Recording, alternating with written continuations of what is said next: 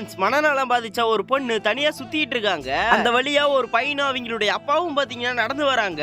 அவங்களும் மனநலம் பாதிச்சு அந்த பொண்ணு கிட்ட கொஞ்ச நேரம் விளையாடலாம்னு சொல்லிட்டு அந்த பொண்ணு பக்கத்தால போய் அந்த பொண்ணை கூப்பிட்டு ஒரு கையில 10 ரூபாய் காசும் இன்னொரு கையில 500 ரூபாய் காசையும் வச்சு உனக்கு எது வேணுமோன்னு எடுத்துக்க சொல்றாங்க. அந்த பொண்ணும் பாத்தீங்கன்னா 500 ரூபாய் காசை விட்டுட்டு 10 ரூபாய் காசு எடுத்துக்கிறாங்க.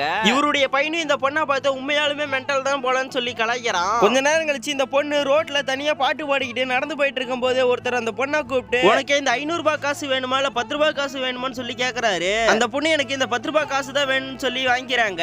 அடுத்து என்ன நடந்துச்சு பாக்குங்காட்டி வீடியோக்கு ஒரு லைக் கொடுத்துட்டு நம்மளுடைய சேனலை சப்ஸ்கிரைப் பண்ணிக்கிங்க. ஃபர்ஸ்ட் டைம் இந்த பொண்ணு கிட்ட காசு கொடுத்தா வரும். அந்த பொண்ணு கிட்ட போய் என்னோட கையில 500 ரூபாய் காசையும் வச்சிருந்தேன், 10 ரூபாய் காசையும் வச்சிருந்தேன், ஏன் 500 ரூபாய் காசை விட்டுட்டு 10 ரூபாய் காசு எடுத்தேன்னு சொல்லி கேக்குறாரு. அதுக்கு அந்த பொண்ணு நான் உங்ககிட்ட இருந்து 500 ரூபாய் காசு எடுத்திருந்தேன்னா நீங்க ரிட்டர்ன் என்கிட்ட இருந்து 500 ரூபாய் வாங்கிட்டு போயிருப்பீங்க.